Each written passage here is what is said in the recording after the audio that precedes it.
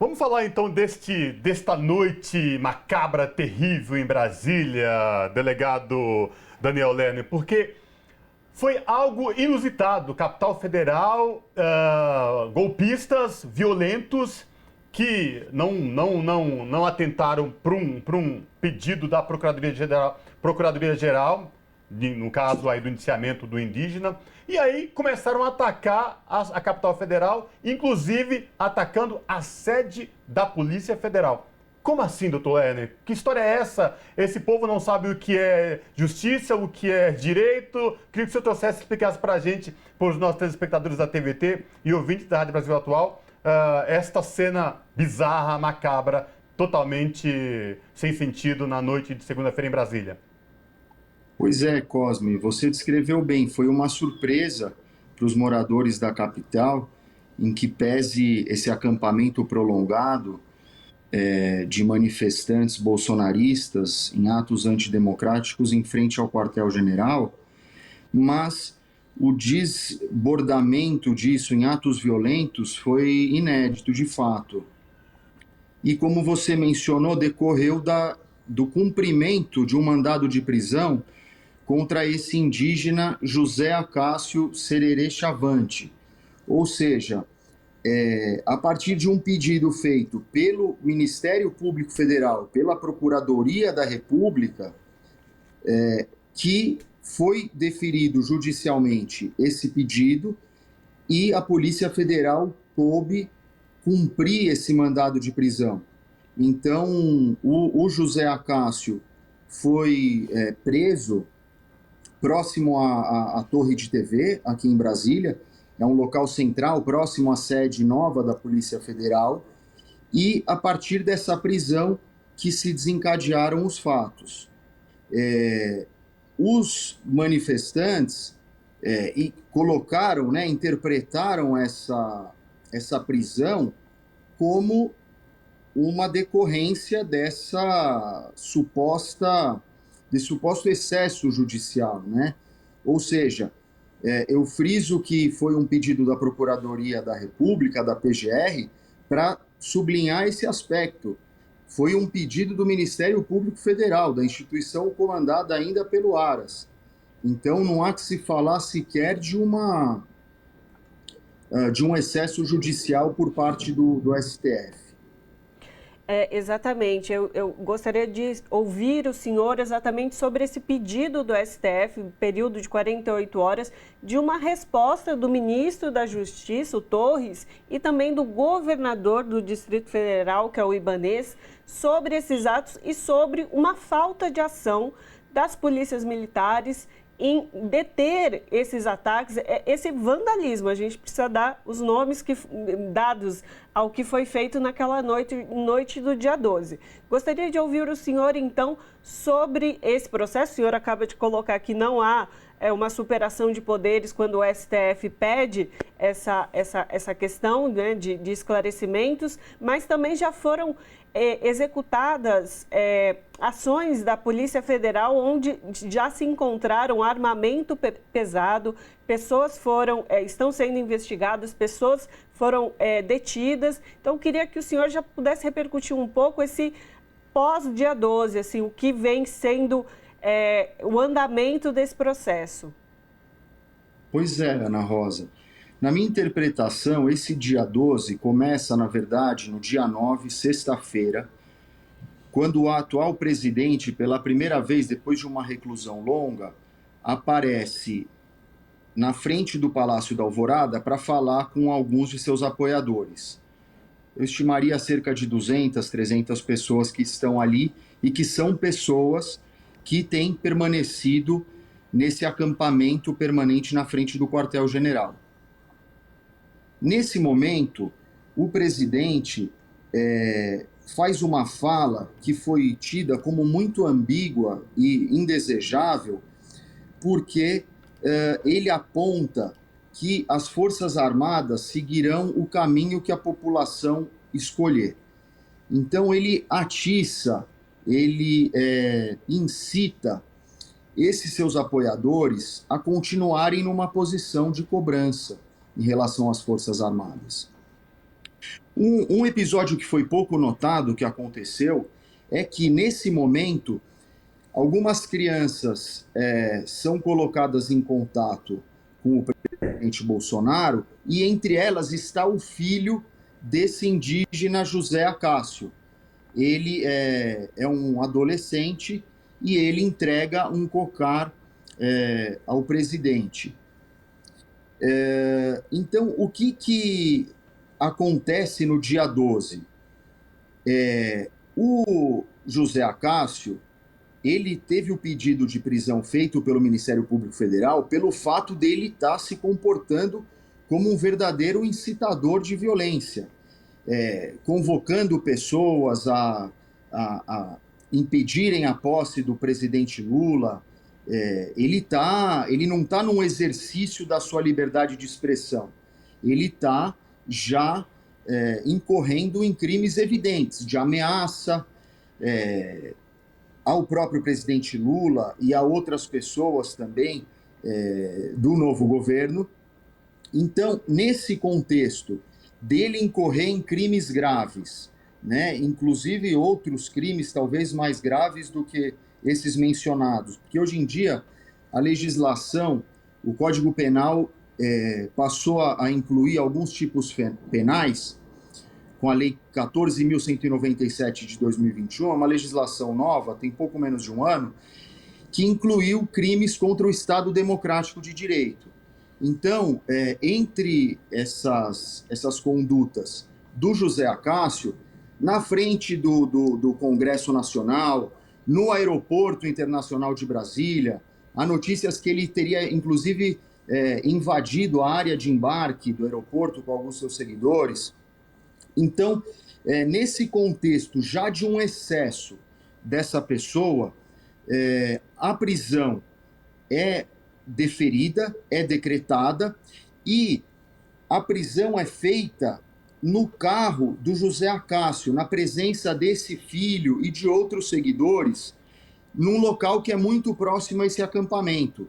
Ou seja, logo em seguida à prisão, as pessoas retornam para o acampamento e ali mobilizam esses revoltosos para que se dirijam até a nova sede da Polícia Federal. É mais ou menos esse o contexto geral de como se inicia o motim, esses atos de vandalismo, como você chamou, esse distúrbio. Existe até uma certa discussão de como enquadrar esses atos diante dessa legislação nova de crimes contra o Estado Democrático de Direito que eu mencionei.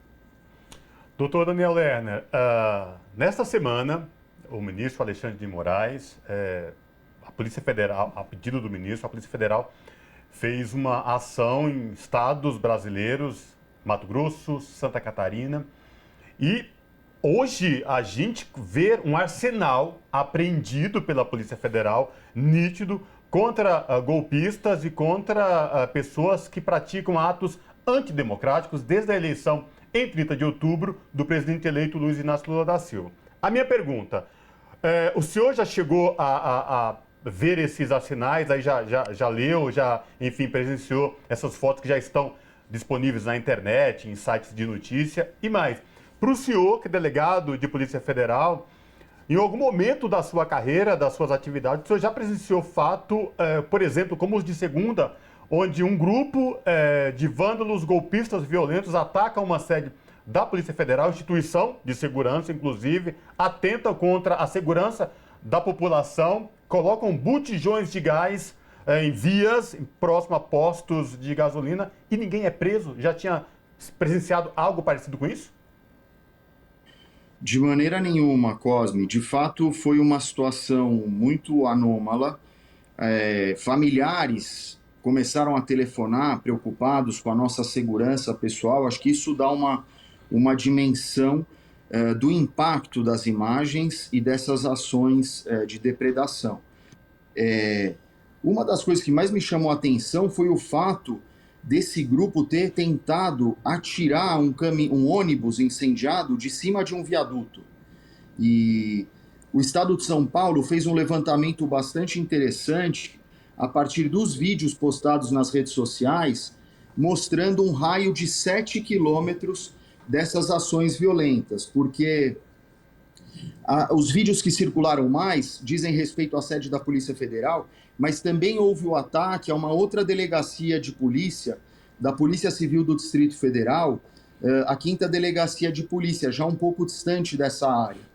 E muitos veículos queimados, né? Foram 5 ônibus, outros 8 carros, e esses veículos atualmente estão com a Polícia Civil aguardando perícia.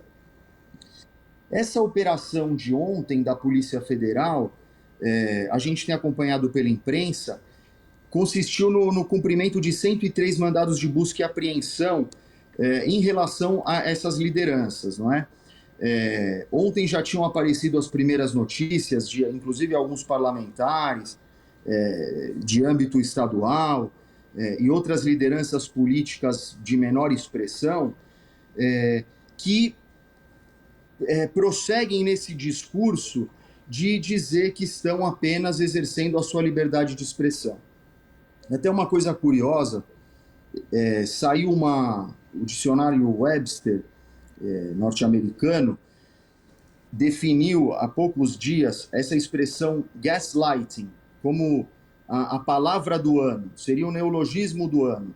Essa expressão ela significa uma mentira, uma manipulação que é sustentada ao longo do tempo de forma a tentar manipular e criar uma falsa percepção nas pessoas.